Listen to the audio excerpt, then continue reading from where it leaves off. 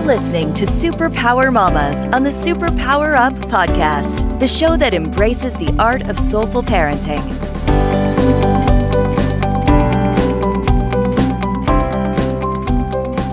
Hello and welcome. I'm Laura Greco, your host of Superpower Mamas, and I am so excited to be with you today. I have a beautiful guest, Suzanne Hobbs, and we will be talking on the topic of the power of one person can change the world. How exciting is that? Suzanne Hobbs is somebody actually that I met many years ago, and she's just a beautiful person who has, I felt instantly inspired by, so I'm sure you'll have that same experience. Suzanne Hobbs worked for nearly 14 years as a news anchor and court and crime reporter for both the NBC and the CBS affiliation stations. And the reason I want to read this bio to you is because of her journey. She has been well known for her investigative skills and being able to get a story from a story that other reporters could not get. She is a woman of high integrity and hard work ethic. Suzanne's news career led her to become a national advocate of safe surrender or unwanted newborns after reporting on several stories of infants being thrown away like trash. She helped pass what's called the Safe Haven Law in her state, and more than 15 years ago ended up adopting a safe haven baby, one that was abandoned at a hospital. Her powerful story has been told in several magazines, books, television, radio, and she also appeared as a guest on the Oprah Winfrey Show. Suzanne has also she is a successful business owner. She's the co-founder of a technology fat loss spa called Fast Fit Body Sculpting. There are locations in 5 states. She currently lives in Las Vegas, Nevada with her daughter. Suzanne says she is on a mission to save babies, and she hopes today's discussion just might help. So welcome, Suzanne. So happy you're here. It's great to be here with you today. Thanks for having me on. Maybe your volume needs to go up. We couldn't hear you. There you go. Right. Thank you for having me on. I really appreciate it. Can you hear me better now? Yes, much better. Thank you. All right. Yeah, this is great. So, of course, I've known you a long time, and I probably could come up with the superpowers that you have, but I would really love to know your description. What is your mama superpower, Suzanne? You know, as I thought about that question, I really feel like mine is attitude, and it's about not giving up. I think that is really powerful. Yes. That life gets in the way, and life has setbacks, and life is not perfect. And it's funny, a lot of people look at me and they just go, you know what, you've got the perfect life. Everything always works out for you. They don't know the background of the struggles that I've gone through. I'm not going to talk about them. But I really believe that when we have those setbacks in life, we're actually getting set up for a big defining moment. You know, and I didn't always see it that way. Yeah. But it's your attitude that will absolutely get you through. Love it. Love it so much. It is so true.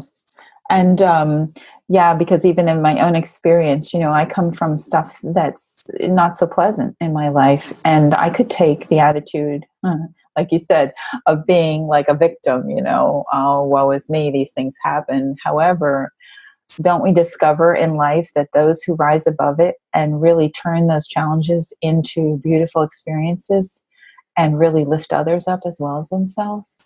Exactly. And really that's, you know, my attitude of how I was able to adopt my daughter. You know, I was told it's not going to happen. That's what the doctor told my husband and I, is that we were never going to have children. Wow. And I said, well, then we're going to figure something out, right? Like you grow up. A lot of people dream about being a parent from their early childhood. You know, we play with our dolls, and our dolls get married. We have babies, and we change those dolls' diapers. You know, and I thought that I would start having children as soon as I got married. And that was years ago, right? But it's not going to happen. That's what I was told. And So this beautiful superpower of yours, how has it assisted you as a parent with your daughter and in your life as a woman?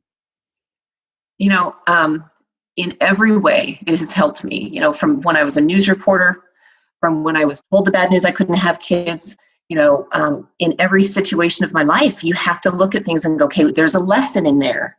What is my lesson? Or what am I being set up to do that I normally wouldn't have done, right? And we'll talk a little bit more about that adoption of Lily later. But, you know, just it is so much about the message that you say to yourself. You know, I always tell people, when you're putting your makeup on in the mirror, what's that message that you're telling yourself? What are you saying to yourself, right? Yeah. Are you saying positive things about yourself, or are you saying negative things? Oh, look at these wrinkles, and oh my goodness, my hair. And, you know, you've got to say positive things to yourself, because you are the most powerful person in your own life. Yeah. Yes. And I'm sure that understanding, that attitude has also assisted you in nurturing your daughter. I all the time work with her on, you know, teaching her to be strong and confident.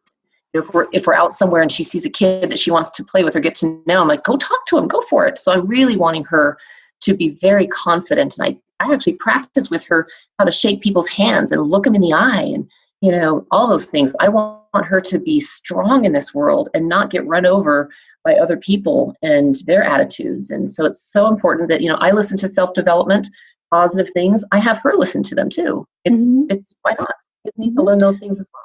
Yeah, and I'm always an advocate for, you know, how we take care of ourselves as mothers has everything to do with what we are able to offer our children. And I want to set that example to my daughter. She's now she's 15 and a half. I want her to see that I am doing things that make me uncomfortable. I want her to see that I'm going after my goals. I want to inspire her. You know, every day should not be the same, you know? And I felt that way for many years, is that I was just like, man, I'm just doing the same thing every day. When is my life going to get different? And so I had to step out of my comfort zone and do things that made me a little bit nervous. But then I got off that little wheel of the same things.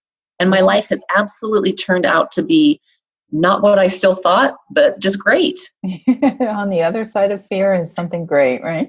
Yeah, very true. I love it. We're going to have to go for a short break, but before we go, I want Suzanne for you to share your website, where people can find you. We are going to be discussing what she's all about in her children's book more fully as we go through this interview. So please don't leave. Stay tuned, because there's so much. It's a beautiful thing what Suzanne is doing in the world, and she has a very great example to share with us as far as being a mom during challenging times. So, Suzanne, where can we find you? Absolutely. You can connect with me through my website. It's just SuzanneHobbs.com, SuzanneHobbs. You can read all about my story there, see that Oprah link, and then we'll tell you a little bit more about the children's book and then my mission to help save unwanted newborns. Beautiful. Thank you. So hang on. We'll be right back. We are discussing the power of one person can change the world. Are you here to change the world? Do you talk about things like vibration, frequency, awakening, and consciousness? Are you pretty sure you have superpowers? The Superpower Net is unlike normal coaching programs and conscious communities. We provide training, intuitive guidance, peer-to-peer learning, intensive one-on-one coaching, and a high vibrational network of people just like you. When you join the net, you get 24/7 access to a collaborative group of people who support you as you master your personal power and unlock your superpowers. If you're ready to use your superpowers to change the world, then join the Superpower Net today. Visit superpowerexperts.com/thenet to learn more. Hello and welcome back. You're listening to Superpower Mamas. I'm Laura Greco, your host, and we are talking with Suzanne Hobbs on the power of one person can change the world. So I saw a similar statement on your website, Suzanne. Would you like to expand why you want that to be a message that's shared out? Absolutely. You know, we all are here on this earth to do certain things. And you don't have to change, influence the entire world. It might just be influencing the people in your home. It might be influencing people in your neighborhood. It could be in your town, your state, the whole U.S. It doesn't matter, but you are here to do certain things. And I really believe that we've got to be aware and awake and strong enough to know when those moments are there. And, it's not even just one moment, it's going to be many moments, but we're all here to do wonderful, powerful, beautiful things to enhance not just our lives, but the lives of people around us. Yes, yes. And so when we think about, here you are, you're a mom, you've wanted to be a mom for a long time, but being led to your daughter came through the work that you were doing.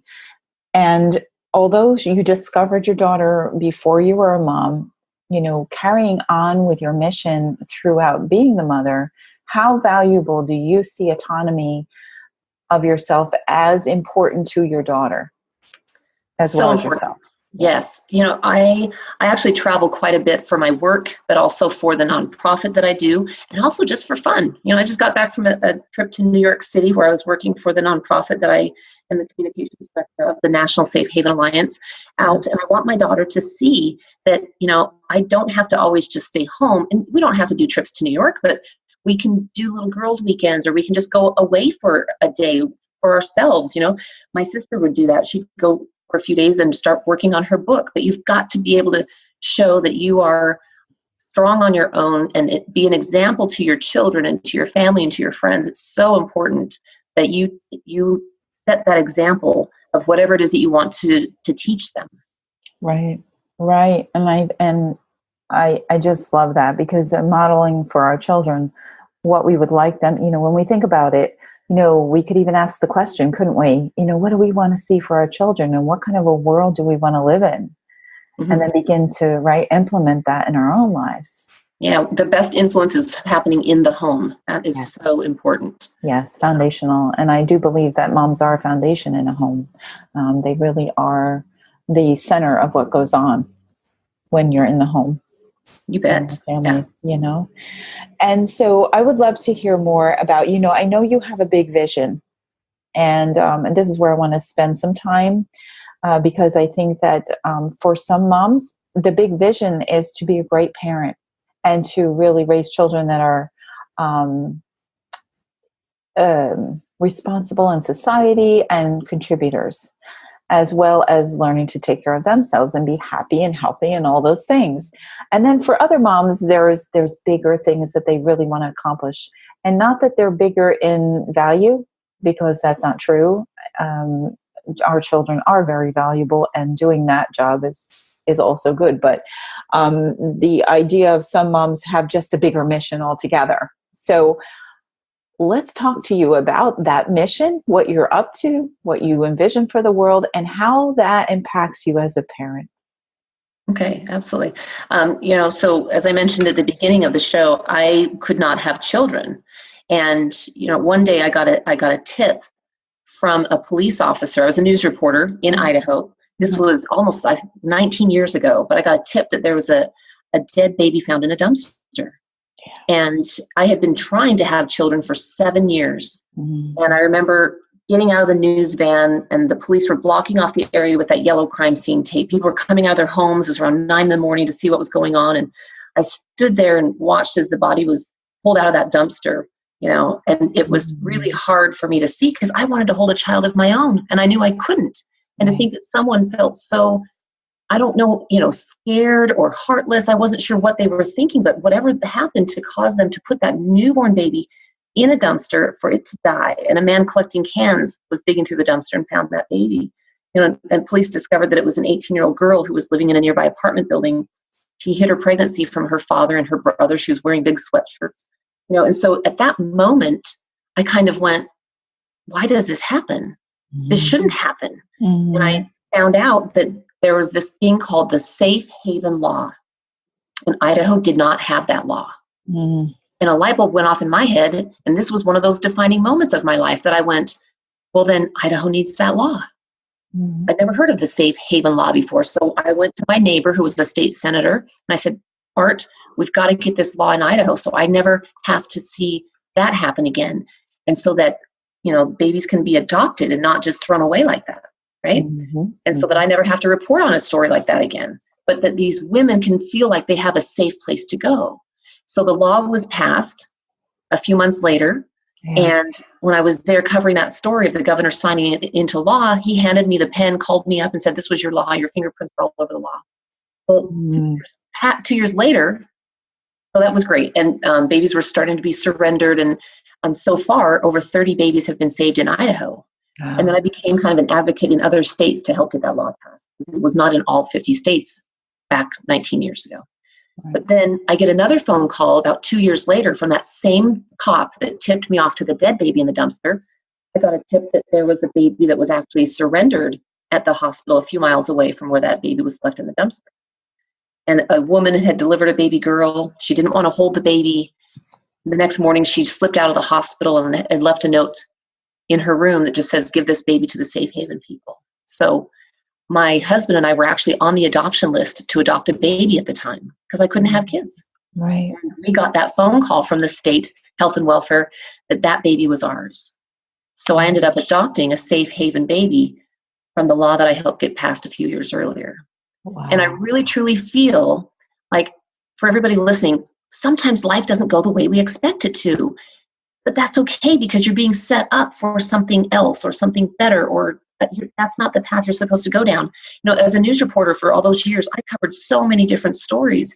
But that was a story that I felt so passionate about because I could not have children. So it meant so much more to me when I covered that baby in the dumpster that I would have still cared about the story incredibly, but I felt like I could make a difference and do something. And so I feel like I couldn't have children, so I could help be an advocate. And so now I'm a national advocate for the safe haven law in the entire United States. Every state now has that law that if a mother or a parent chooses not to keep their newborn baby within a certain number of days of birth, they can safely hand off that baby to someone at like a hospital or at a fire station or a medical office. The law varies state to state how many days and the locations, but it's in all 50 states, and you can always hand the baby off to a hospital. That's in all the states. And you can turn around and walk away, no questions asked. So then the mother it feels good knowing that she handed the baby off to a good place, and the baby will then be adopted. Mm-hmm. But then the baby is safe. But then the mom, if they ever were to find the mom, if she left the baby in an unsafe place, she could be charged with murder or attempted murder. Yeah. Right? So we're saving the lives of not just the infant to be safe, but we still hear, sadly, of this happening. Babies being left in bathrooms, being found in toilets, being found on the side of the highway. In the United States, this should never happen. Mm-hmm. But it's about awareness. And so these superpower mamas that are listening, I'd love everybody to use their superpowers and just sharing with their friends. You never know who's hiding a pregnancy. And this is it's the typical person that leaves their children or hands them off is not a teenager. It's actually women in college, business women that already have a child that realize they can't handle a second child. They can't afford another child. So it's just a quick conversation. But I'd love everybody to go to my website, SuzanneHobbs.com, and learn about the Safe Haven Law. Yeah. And just get educated. You never know who needs to hear that information. Exactly. Or down the road, you may have learned of something where you can be of help to let people know where they can take care of this if that's a necessity. Suzanne, so I have a question for you. I mean, this is of course a little bit shocking as far as what happens. For some of us, we're not as aware of all of this, and I would like to know how your world was impacted by once you adopted your daughter. It was pretty amazing to go from, hoping that we would someday adopt a child to getting that phone call and then, holding a baby. Mm-hmm. It was phenomenal. It was a really beautiful thing to become a mom in a phone call. We had no preparation, and it was great to see friends and family in the community start, bringing things for us. I actually brought Lily home from the hospital, went to the neighbors because I knew they had a bunch of grandkids, and I just said, "Hey, do you have any clothes? I've got a baby." I got a baby now. Yeah, so you kind of learn everything happened backwards because we thought we'd be waiting years to adopt, and we actually were just on the adoption list amazingly just a few months. So we fostered her for a year while the home study happened and everything. But just I'm beyond blessed and thrilled. And Lily's a happy, healthy, loved girl, and she's safe because her birth mom knew about this law. So just we got to help save the lives of the most vulnerable. And how my life has changed since getting Lily is that I'm so thankful for that law, that I want other people who want to have children in their arms to benefit from that, and that mothers and parents who just cannot care for that newborn baby to know that they have a safe place to go, and that they will not be handcuffed, they will not be prosecuted. It is called a safe haven for a reason. For a reason. Yeah. So we got to save those vulnerable babies. We need to get the word out so the scared moms know that there's safe and anonymous options. We got to get the word out so nobody ever finds a baby in a dumpster ever again. We just need to get the word out. That's it. So I wrote my children's book to help. Yeah, tell us about that, because I think this is really about your big vision, right? Yes, my big vision is just to never, ever have another baby left in a dumpster or in an unsafe place in the United States ever again. I get email alerts every few days that still happens. And so I wrote a book called The Hungry Snake. It's available through my website or on Amazon, but it's a cute little book, and it helps raise money to help me do public service announcements, to do whatever I can to get on TV shows and promote the law and anything I can do. So it's a bedtime story that I made up for Lily one night when she was fussing and wanted to just come up with a few fun, clever story verbally. And then another fun thing is it was nudging at me for years to make that story into a book. But I didn't know how to make it into a book. So I reached out to people that had done books. And, you don't have to know everything. You just need to know how to ask other people for help. Yeah, I love that. I love that too, because sometimes, you may have dreams as a mom, and then what do you do with them? Yep. But connect with people. Just follow and ask and reach out to people who are doing or have done what you want to do. I didn't know how to do a book. I had no idea. So I reached out to a few other people, and it connected me with people that can help me do the book. So the book is in English and Spanish. Ooh. And it was not the easiest thing to do. The second time I worked with a publisher the first time, and then I self-published the second one in Spanish. And wow, it was very difficult. But I did it.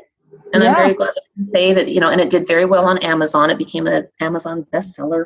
And so it's really fun to be able to say that I've written a book. I'd like to do more when my life slows down. I want to do a whole series of books. So that's still on my little bucket list. But it's fun because I involved Lily in the book as well, because it was her story. Yes. So she got to help choose some of the characters in the book, and where the cat went in the barn, and how the chicken looked. And so it was fun to do. So you've got to go after your goals and your dreams. I really encourage people to just do that. One of my favorite quotes is, "Life begins at the end of your comfort zone." Wow. It just does. So when you were, a brand new mom, and experiencing all this and knowing the power of the legislation actually helped you receive a child much sooner than you expected. Like, how does that make you feel? What did you experience during that time period? Again, just gratitude. I was just so thankful, because I waited 7 years from the time that I got married to have a child, and I would have waited another 7 years. But sometimes that's how life goes, is that you're not going to have what you want. So you appreciate it more when you do have it, or that whatever it is that happens and comes your way, you'll understand. And I really, truly believe that that's why I could not have children, was that I am absolutely meant to help promote this law in any way that I can. And so everybody that's listening, just your help and support in either donating, buying a book, or just verbally sharing with people about this law, then it's a big win. That's what I was just going to ask. Like, what if listeners are feeling inspired by this movement? The movement that you're creating. Yeah. So we have a Get the Word Out campaign, and you can help by going through my website. There's a donate to the National Safe Haven Alliance link, and when you donate, you're going to help us be able to, print flyers. You can help us do billboards and media campaigns. Your donations are going to help us put up signs outside safe haven locations to identify them, but you can adopt a safe haven. So anything that you can do and give, obviously, is fantastic. We are a nonprofit, a 501c3. Purchasing my book, your kids would love it. It's a really cute book, and it is a book that kids love to read over and over and over. And just spreading the word, sharing this podcast, helping make sure that everybody knows about this law. Because I can't even imagine the world without my daughter. And I'm very thankful that her birth mom knew about the law. that's a huge win. Sure it is. And that's something that you, because I know you, are undoubtedly teaching your daughter too. You know, her mom did do something, you know, whatever her reasons were, we don't know that, but that's not the point. She made sure she was safe. And we're very thankful to her birth mom for doing the right thing. You know, I'm sure it could not have been easy, but I'm very thankful that she did the right thing. Yeah, yeah. And how is the placement? Do you know much about that? As how it goes once they're brought to the hospital or safe haven? Yes. So what happens in most states is law enforcement are contacted. Okay. As are the Department of Health and Welfare or Children and Family Services, and then they open up kind of a case, and then and the child is then put into a foster home, and then they plan to get the child up for adoption. If the mother does want some assistance, if the mom is there and she feels like talking a little bit to the fire department or the medical people, you know, they do encourage you to give medical information. What day was the child born? Any medical history? They will certainly offer, you know, you need any medical help? Do you need to go see a doctor? How can we help you? And even if the mom just is feeling like she needs help and support, then we will offer those resources to her. The state will do what they can to try to keep the baby and the mother together. But if she says, here's the baby was born yesterday, I'm fine, turn around, walk away, that's okay too. But we just want to make sure that everybody's safe and healthy and that everybody's just going to be okay. Right. And then they go through. So can people who want to adopt actually apply to the safe haven, or do they go through some other? They would normally just go through their state. Yeah, that's what I did. My husband and I, we did that. Is that we had filled out adoption paperwork through the state of Idaho Department of Health and Welfare. So the National Safe Haven Alliance, we are not an adoption agency. We get asked that question quite a bit, but we're not connected in any way to adoption. We just advocate for the laws in all 50 states and help make sure that we do the best to get the word out. That's great. That's really wonderful. And it all contributes to having a solution-oriented world rather than a world that discards, you know. I just, I remember years ago when I first heard about that kind of thing, and I felt so sad about it.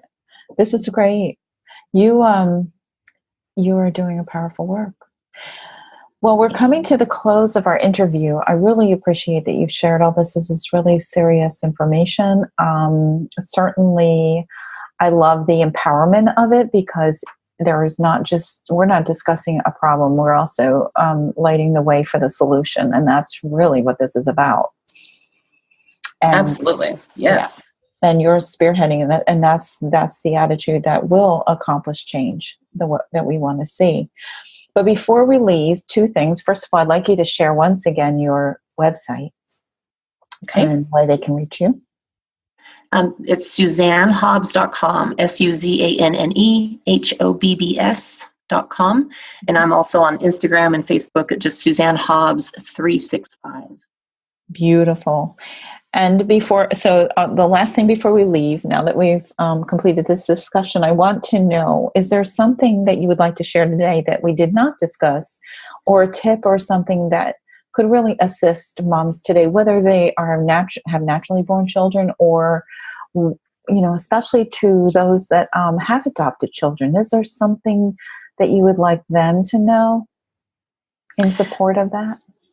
You know, for my daughter, I just always try to help mold her into being just a strong, confident young lady, and to give her whatever experiences she needs.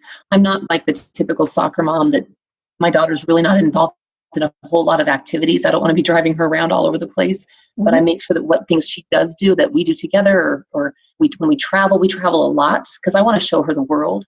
Yeah. So I just want to make sure that she has whatever experiences are out there. And so I want her to also get uncomfortable sometimes. You know, I'm doing things that make me uncomfortable and that are really awesome and big and amazing in my mind. And I want her to see me doing those, and also to experience those things. Yeah, you know, what I hear from you is life is an adventure. So let's jump in and do it. Very much so. Yes, very much so. Yeah. So for all you moms who feel that way, Suzanne is certainly an example, has been an example in her own life. Go to her website, grab that book. I'm sure it's a lovely story I've not read it myself, but I'm going to have to go to get one because I have a grandbaby now. Oh, definitely. Yeah, Yes, yeah. it really is a cute book. It's not your typical children's book, and it has such a surprise ending. And as soon as kids finish reading the book, they go, or the parents read it, they just are in such shock. And then they say, read it again. And so because they go, what just happened? How did this book get from this to this? So it's really, it's been, the reaction over the last couple of years since it came out has been very fun. People just go, what? A little bit like a mystery, huh? It's a surprise ending, that's for sure. It's not typical. Yeah. Oh, that's really great. Well, Suzanne, thank you so much for joining us. And I want to thank all our listeners out there who are listening to this show. Please spread the word. As Suzanne had mentioned, if you find this valuable and you know someone or feel that a community would really benefit from what's being shared here, please share the show.